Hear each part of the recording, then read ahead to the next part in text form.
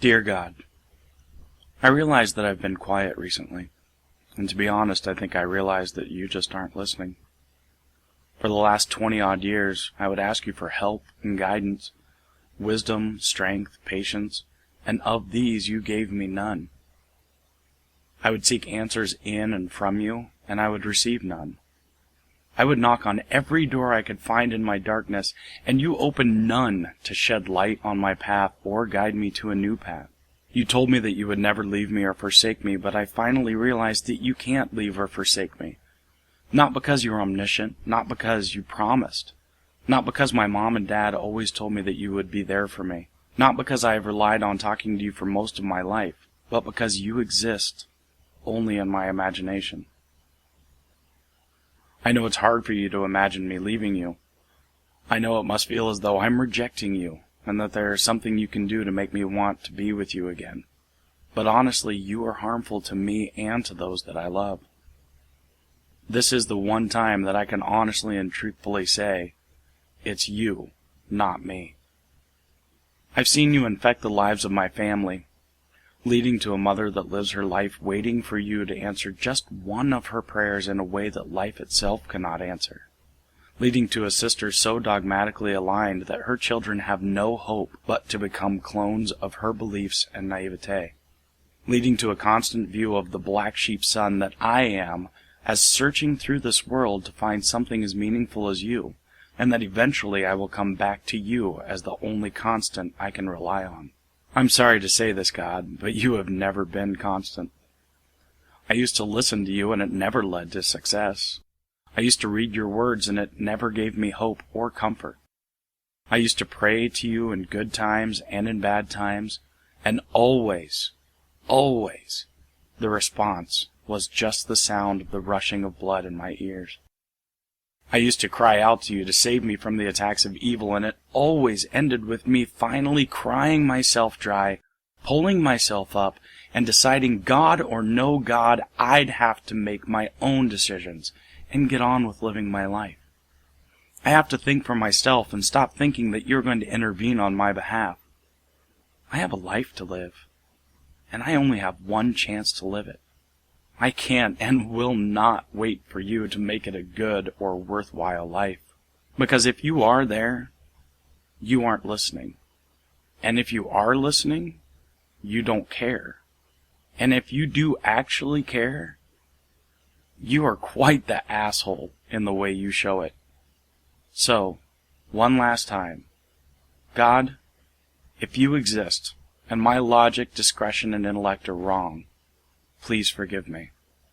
I know that it will not save my soul if heaven and hell exist, and nothing I learned as a child and young adult are true, but know that I do not make this decision lightly, or without much thought and careful deliberation.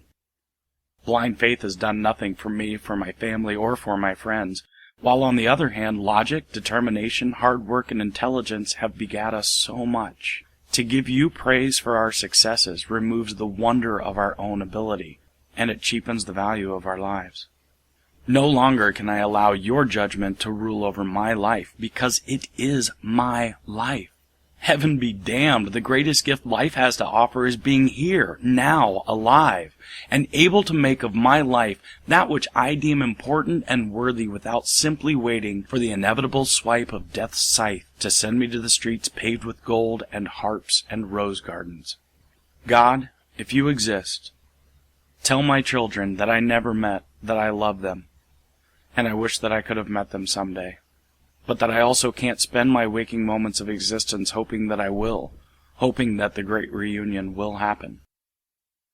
Maybe they won't understand, but I think that had we met, they might have. Tell my family that I didn't do this to spite them, or to hurt them, or to rebel against them, or you. Tell them that I loved them and hoped only that they would think for themselves after looking at me as an example. And hopefully I can be a good example and not pointed to as proof for their beliefs. Most of all, God, if you truly exist, please take care of my mother. She'll never understand why I've turned away from that which she taught. She'll always praise you and wait for your words no matter what her senses and logic tell her. She'll never forgive me if I ever tell her, and it will break her completely if I do. Seeing the way you have turned a deaf ear and a blind eye to her all these years, no matter how hard she studied, no matter how much she prayed, is proof enough to me to turn away from you. But I had hope. Hope that you would one day reveal yourself to her, one of your most ardent servants. Well, God, I'm done hoping that you might actually deign to manifest yourself in her life, and I instead hope that my mother will someday accept that you aren't there, aren't listening, and that she is able to do all things through her own abilities that strengthen her. I honestly don't think that she will ever give up on you, so you better have one hell of a nice heaven for her. She likes pastels and white. You better see to it. I think maybe Dad will understand, and I think maybe he now believes in you simply to ensure his eternity. He was always a good man and always will be. So if there's a caveat in your bullshit rules that don't allow him to join my mother in heaven, I swear to everything unholy and depraved that we will break out of hell and kneecap you. Anyway, God, I think I'm almost done here. Every day I'm finding new strength that you couldn't ever give me. I'm rediscovering that awe and wonder in the real world that I had as a child. I want to live when I wake up in the morning. I don't even want to sleep so that I can live some more before having to recharge. I have hope that my life will be something meaningful and something powerful and something beautiful. You never did that for me. You and your servant's teachings only made me hope for the end to come so I could fly around the galaxies and have a picnic in a stellar nursery. I didn't care about my one chance to live, but I do now, and you don't get the glory or the honor or the praise. I learned of prophecy, and here's one for you. Your words told me that I would reach this point one day. When I was a child, I spoke like a child. I thought like a child. I reasoned like a child. When I became a man, I gave up childish ways. So I guess I'm done now, God. I'll not be back.